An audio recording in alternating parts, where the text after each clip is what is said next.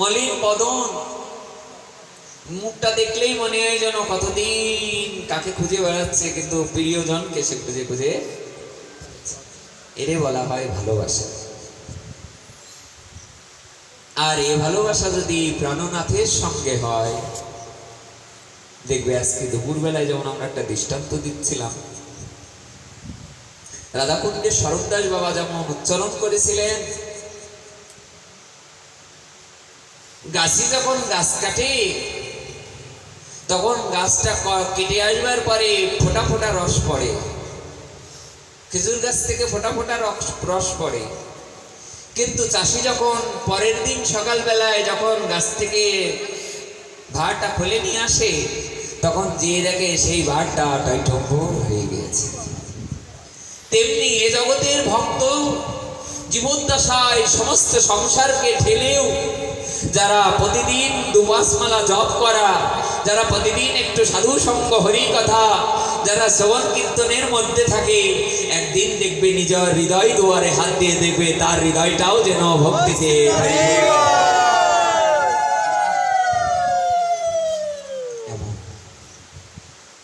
শ্রীমান মহাপ্রভুকে বলছেন শ্রীবাস ঠাকুর, কি বলছো বারবার রোগ হয়েছে রোগ হয়েছে, কি রোগ হয়েছে? তাহলে আমার মাই তো আজ কদিন ধরে বলছে আমার না কি রোগ হয়েছে, বায়ু রোগ, আমার মাথা গরম হয়ে যায়, তেল টেল দিয়ে দিচ্ছে মা বারবার। সত্যি মা তেল দিয়ে দিচ্ছে মহাপ্রভু প্রেমসে বলো, কার মাথায় তেল দিচ্ছে? মহাপ্রভুর মাথায়। কিসের তেল? হ্যাঁ, ঠান্ডা তেল দিয়ে দিচ্ছে, নারকেল তেল দিচ্ছে। আমি জানি না এক্স্যাক্টলি কি তেলের কথা ওখানে উল্লেখ আছে, গ্রন্থে যে কোন তেলের কথা আছে তা আমি এক্স্যাক্টলি জানি না। তবে এক ভাণ্ড শস্যের তেল নিয়ে গেছিলেন মহাপ্রভুর জন্য, এইটা আমি জানি। এই এক ভাণ্ড শস্যের তেল আর কেউ নিয়ে গেছিল না, জগদানন্দ পণ্ডিত নিয়ে গেছিলেন। মা সচিমা পাঠিয়েছিল, আমার নিমাই নীলাচলে কেমন আছে? নিমাই এখন আর তেল মাখে না, এখন আমার নিমাই দোলায় গড়াগড়ি দেয়। কোথায় নবদ্বীপ আর কোথায় নীলাচল? আমরা ট্রেনে যেতেই আমাদের মাজা লেগে যায়, পিঠ লেগে যায়, খিদে পেয়ে যায়, আমরা কতটা খারাপ লাগে। আর জগদানন্দ পণ্ডিত দিনের পর দিন, রাতের পর রাত এক ঘড়া এক কলসি মেটে কলসির এক কলসি কি বলে সরিষার তেল নিয়ে শ্রীমান মহাপ্রভুকে দেবে। মা পাঠিয়েছে, মাকে যেও একবারের জন্য বলছে না কেমন আছে মহাপ্রভু, আর মহাপ্রভুর কাছে যেও বলছে না তোমার মা কেমন আছে কোনোটাই। তার কারণ উভয়কে বললেই তো হাউ মাউ করে কাঁদবে। যদি বলে সতীমা প্রসাদ পায় না, তাহলে আমার নিমাইকে আর বাঁচানো বড় কঠিন হবে। আর যদি মহাপ্রভুর কথা মাকে যে বলে মা তোমার নিমাই এখন নিরন্তর ধুলাই গড়াগড়ি দেয় আর হা কৃষ্ণ বলে কীর্তন করে, মাকেও আর বাঁচানো বড় কঠিন। আমার নিমাই এখন এত বেশি কাঁদে। মাসের পর মাস মস্তকে করে সেই কলসিটা নিয়ে যখন দিয়ে মহাপ্রভুর সামনে দাঁড়িয়েছেন, 18 নালা পার হয়ে, এখান থেকে ইয়েটা নিয়ে গেছে। ঠিক আছে, দেখো এখানে সাধুর অল্প ছিদ্র সর্বলোকে দায়। সাধুর ন্যূনতম ছোট্ট একটা ছিদ্র যদি কোনোদিন কেউ পেয়ে যায়, তাহলে ও সবাই মিলে তারে টেনে ইসরে পিছনে নামিয়ে নিয়ে আনবে, ইয়াতে কোনো সন্দেহ। শ্রীমান মহাপ্রভুর নিজ বদনের বাণী, সাধুর অল্প ছিদ্র সর্বলোকে গায়, শুক্ল বস্ত্রে মসি বিন্দু জইছে না লুকায়। বলে সাদা বস্ত্রে যদি মোষের দাগ পড়ে, সেই দাগটা যেমন সঙ্গে সঙ্গে দেখা যায়, তেমনি সাধু যদি কিঞ্চিত কোনোদিন অপরাধ করে, সবাই তাকে টেনে ছিঁড়ে নামিয়ে নিয়ে আসে। এখানে হয়তো কারণ মুখে হাত লাগতে পারে, আসমানি করার প্রয়োজন হয়।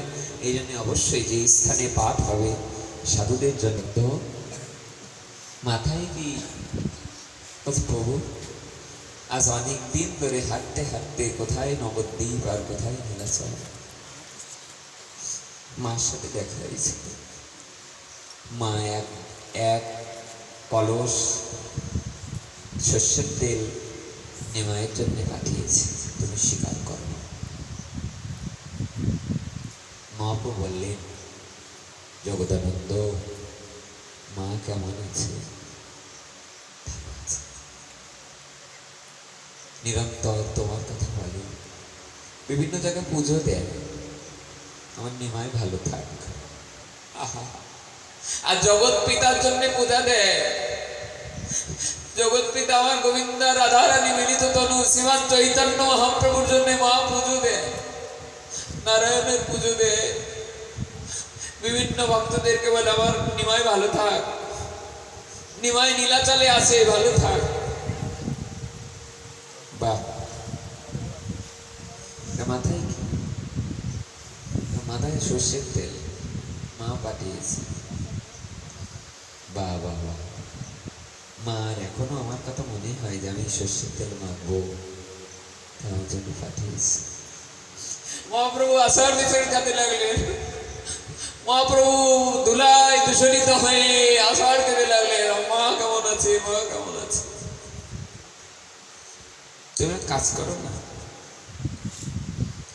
এই তেলটা জগন্নাথের মন্দিরে দিয়ে এসো। যাও জগন্নাথের মন্দিরে, জগন্নাথের সামনে প্রদীপ জ্বালাবে পান্ডারা। জগদানন্দ বললেন, যে তেল আমার মহাপ্রভুর জন্য পাঠানো হয়েছে সেই তেল আমি কখনোই জগন্নাথকে দিতে দেব না। কত বড় ইষ্টনিষ্ঠা, কত বড়! বাসুদেব ঘোষ বলে করজোড় হাত, যেই গৌর সেই কৃষ্ণ সেই, কি আমরা পদে পড়েছি না? জয় জয় জগন্নাথ শ্রী সচির নন্দন। জগন্নাথ কার নন্দন? সচি নন্দন গৌর হরি। জয় জয় জগন্নাথ শ্রী সচির নন্দন।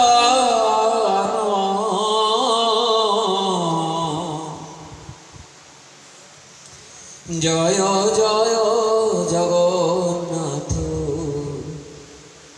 শ্রী সচির নন্দন। এটা কথা বলি না, উপরে বসলে সবার নয়ন তো দেখা যায়। যাদের হৃদয় ভেজে না, যাদের ভেজে তাদের দিক তাকাতে হয়। আমার কেন হয় না, আমার কেন রোগ হয় না?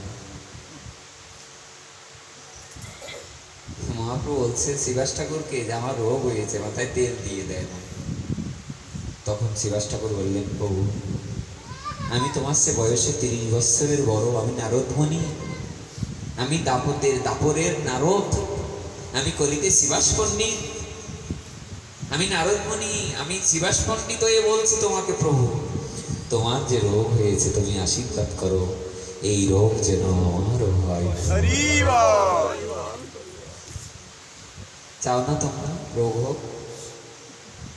বেলা তো চলে যায়, আর কদিন বাঁচব?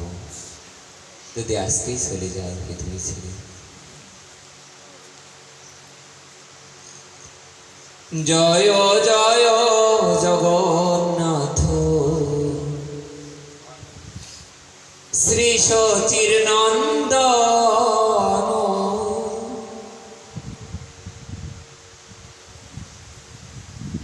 জীবনে যদি কিছু না পারেন, আপনাদেরকে একটা অনুরোধ করব, কিছুই যদি না পারেন মানুষের নিন্দা করবেন না।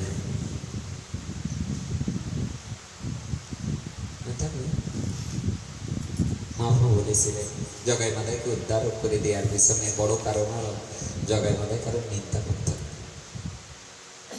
মদ খেত, খারাপ কাজ করত, কিন্তু নিন্দা করত।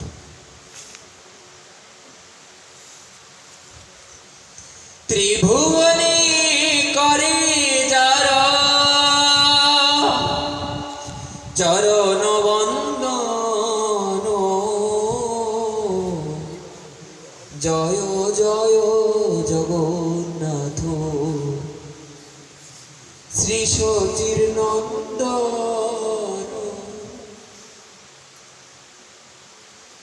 কেউ দুদিন এসে কত এগিয়ে যায়, আচ্ছা একটা ছেলে দেখো কাঁদছে। গুরুদেবকে দেখতাম যে শিষ্য কাঁদত, আমাকে কতদিন দেখেছি বাবা হাত টেনে নিয়ে বগলের মধ্যে নিয়ে বসতো। আমি বাবাকে জিজ্ঞাসা করতাম, বাবা এরকম কেন করতে হয়, এরকম শিষ্যকে হাত টেনে বগলের মধ্যে নিয়ে? তাহলে দেখো আমার চোখে জল আসছে না, তোমার আসছে।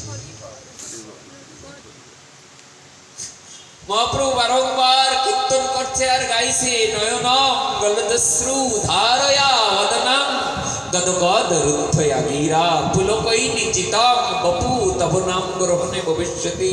হে প্রাণনাথ, মহাপ্রভু নিজে প্রাণনাথ হয়ে প্রাণনাথকে ডাকছে, নিজে আচরণ করে শেখাচ্ছে। তো তাই নিজে রাধা গোবিন্দ হয়ে গোবিন্দকে ডাকছে যে কবে আমার তোমার নাম করলে, নয়নম গলদশ্রু ধারয়া বদনম, কবে আমার চোখে তোমার নাম করতে করতে দুফুটা প্রেমশ্রু চোখের জল আসবে, কবে তোমার নাম করতে করতে আমার হৃদয় পুলকিত হবে, হৃদয় গদগদ হবে। প্রভু নয়নম গলদশ্রু ধারয়া বদনম গদগদ রুদ্ধয়া গিরা পুলকৈনি চিতম বপু তব নাম গ্রহণে ভবিষ্যতি। ওই নন্দতনুস্কি করম পতিতাং মাং বিষমে ভবাম্বুদৌ কৃপয়া তব পদ পঙ্কজ স্থিত ধুলি সদৃশং বিচিন্তয়। মনে করতে পারো না ধুলা আমাকে, আমাকে ধুলো মনে করতে পারো না?